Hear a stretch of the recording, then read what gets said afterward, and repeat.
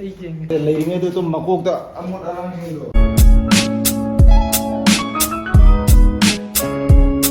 Hello ma'am, dong ngasidi ay mapanda hinjang napi kara leiba chatkiana tawinebako ado I breakfast tawdri ado breakfast tawdoi se ngase na breakfast tawdoi se ma'am do chara kyan se tawjeinebako hadi objecti ay delivery oidoini na ingon da protein gi jang na mathau tai bako chugumba apa ba chi jak se am chaw mathau tai na ko high protein oi bse am mathau tai bako aduduna aina ne net gi order tawebako my fitness ki peanut butter se asise ma'am da char ga ulok to ni am satina so hawe protein noiba pocheng ise saragadi unde am kanaba phangidana adudugi damakta ina order toraga lobnebako ina hojik sari se noina so adum chaba yanebako sida leire sije ngoba ma'am sida my fitness ki chocolate ki peanut butter ama si ama leirebako aduga aina lobase sida ama leire sisina sina crunchy ni sina crunchy gi oiba sina smooth ki oiba cha break ka taraga chaba su yai ba breakfast the morning breakfast the break ka taraga chaba su yai na tabida ina amak su lowe ba si se jengu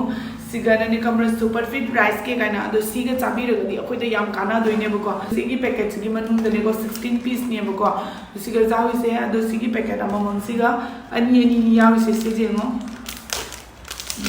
ado ma'am से आईगी one of the best healthiest breakfast हाइनिंगी मरमदी असेसगा सेमई बामागी ingredients ngaisu yamna afaba best quality gi oiba pochai natani atopa jam ga compare tawragadi bako moi do yamna sugar yawe duna koi de healthy oide my fitness ki peanut butter se koi na sabi ragadi isada siga fat ki saruk su yamna li sine smooth ki duni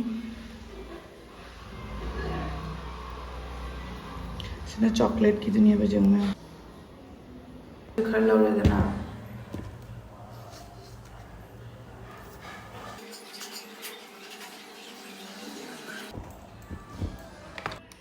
सिना बादाम नतनी बगो यावी सिना chocolate की दुनी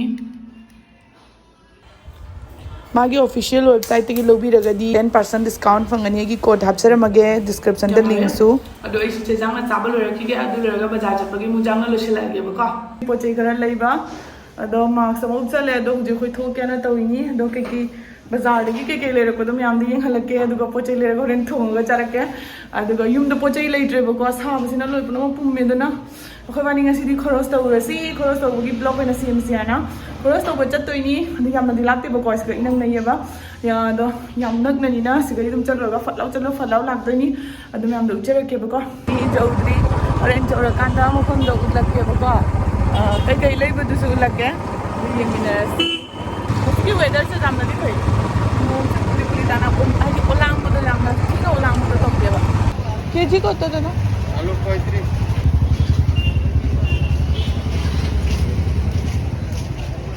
और tomato दा tomato 80 80 ने तांग ने नान 60 ने पुरा गनना grocery items खर लौनो ओसिन पुरा बाजार ने ना थोपा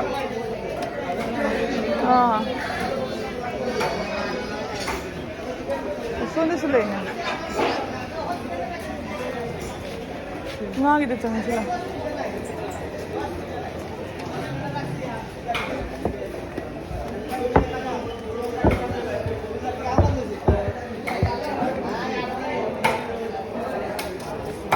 Abuela sih lah. Sudah banyak orang saya kenal. Kita. Nana, kita di sik. Rau ni. Kita lagi roll lagi na bawa. Rau. So boro isi tu betul. Katia di boni. Katia. Ogu rau nani. Oh guru boro. Keji ko to. Kita sosok aja. Ha? Kita boro sosok aja. Sosok tika. Kita lokal. Oh itu boro mana? Mulai master tu. Itu boro kan. Katia itu lagi kis.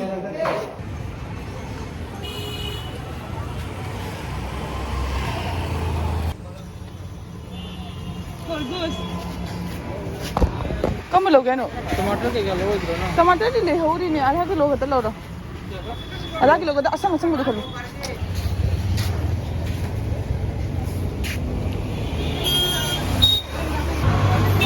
Congo जाबे đấy ꯑꯗꯨ ꯀꯌꯥꯒ ꯄꯤꯔꯝꯒꯅꯤ ꯁꯤꯁꯦ ꯀꯩꯅꯣ ꯅꯠꯇ꯭ꯔꯣ ꯀꯨꯝꯕ꯭ꯔꯥꯗꯣ ꯀꯣꯇꯣ KG 30 आलू 35 ꯁꯤ KG ꯆꯥꯛꯇꯒ ꯌꯣꯟꯒꯔꯦꯅꯦ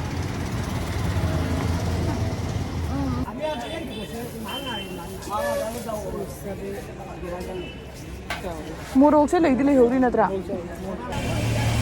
1 KG थोड़ा कम 1 KG होइसे ना दिला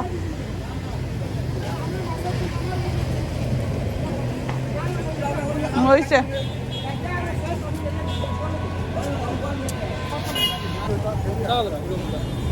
इरोम्बा इसका ताबली पे चंपू चासिरा खुईबुदी खुईरे माइ दोस लौरो सी चाबदी फैना खोजो आई खलौरा आई पिरा के नंग खलो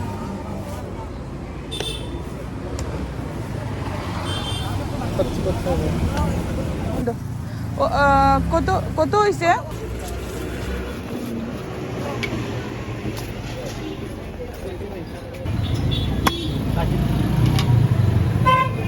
Pajama. Bueno. Sana to kay jeans lang ta.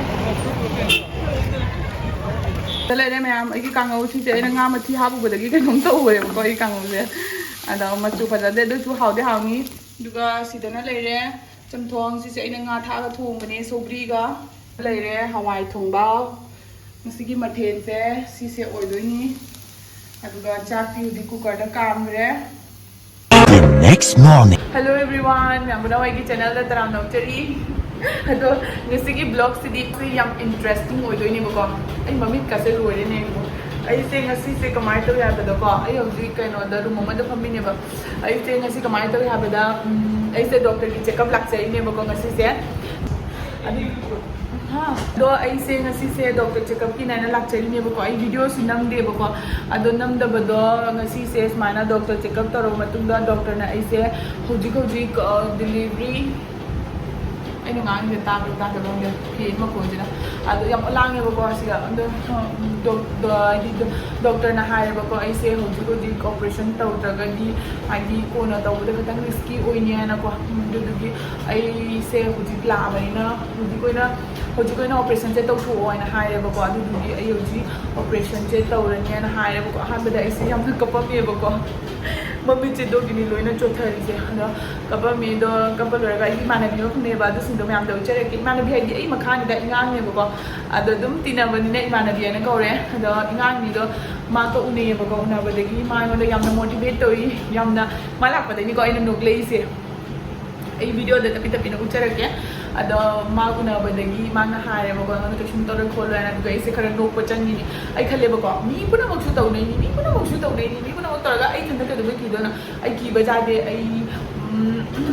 ai wakan kano to da ba ya de ai isa sonda ba ya de ai sa de gi wakan ni sa thanda wakan je na khala le ni ba ko do huji khara santi ore isa se khara di thamo se khara nem dhare aduga horin hak le ga ai cabin se khali oi de na ai se room ma da famali ni ba ko na hak le ga ai cabin do chalani aduga engi ore ni aduga tawdori su ngasi ni ba ko tawdoi se ado ai hayeng tawgadam ni ai sem kam da kam thin doi no ado hayeng tawgadam ni ba ko ado hayeng tawgadam do ngasi se oina tawro ngasi se tawraga di ka phaiba kai nam da phawagi manam jai hare ke ba kari gum ngasi tawba daraga di ko ai se hayeng di operation na tumba chawa hi pa khangoi do re ba ko ado dina ji atta da laga atta da tawthoga atta da kashum shudi ami da ba hey shor kishum to bida ba smana wakan khalaga tawrage hadana ado hujing ma kidi kaino to inoren phomum ka uraga doctor ka changa sui ka thinjalaga nurse ka myam lagbada aina tawdori hibon se Hours later.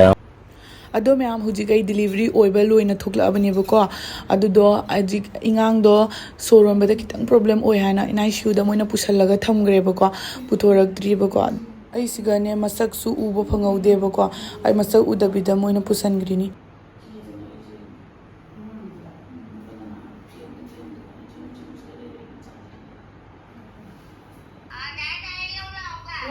খুলে রাখতো নেই পরে এখানে রাখলে রাখিও kai hai na ma sa nang kombiru na tan aha dore ko na ni Dole agat samoy.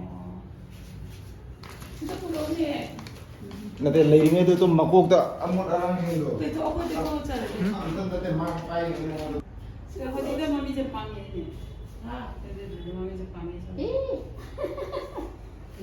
ꯑꯩ ꯌꯦꯡꯉꯦ ꯑꯃ ꯃꯃꯤꯁꯦ ꯅꯨꯡꯁꯥ ꯀꯩꯅꯣ ꯅꯨꯃꯤꯠꯀꯤ ꯃꯉꯥꯟꯁꯤꯒꯅꯦ ꯀꯔꯤ ꯍꯥꯏꯒꯦ ꯀꯩꯅꯣꯒꯤ ꯃꯉꯥꯟꯁꯤꯒ ꯌꯥꯗꯦ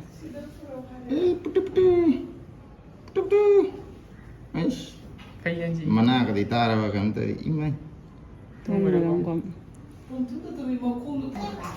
ꯃꯣꯏ ꯃꯃꯤꯠꯁꯦ ꯀꯩꯅꯣ ꯇꯧꯔꯦ ꯍꯥꯏꯗꯤ ꯄꯣꯠꯁꯤꯒ ꯃꯣꯏ ꯀꯩꯅꯣꯗ ꯍꯥꯏꯗꯤ ꯄꯨꯔꯥ ꯑꯩꯈꯣꯏ ꯁꯤꯁꯤ ꯀꯩꯅꯣꯅꯦ ꯍꯥꯏꯅ ꯑꯗꯨ ꯈꯪꯕꯗꯣ ꯑꯗꯨ ꯍꯧꯖꯤꯛ ꯈꯪꯈꯤꯔꯣꯏꯕ ꯈꯪꯗꯦꯅꯦ ꯑꯉꯥꯡꯁꯦ ꯑꯝꯇ ꯂꯝꯖꯔꯗꯤ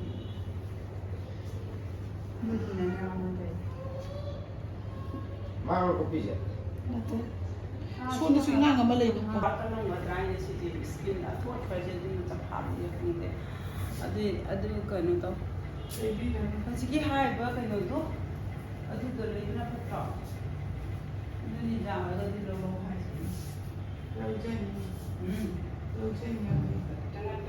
ꯃꯃꯤꯗ ꯆꯪꯗꯅ ꯈꯣꯠꯇꯅ ꯂꯩꯔꯦ ꯑꯗꯨꯒ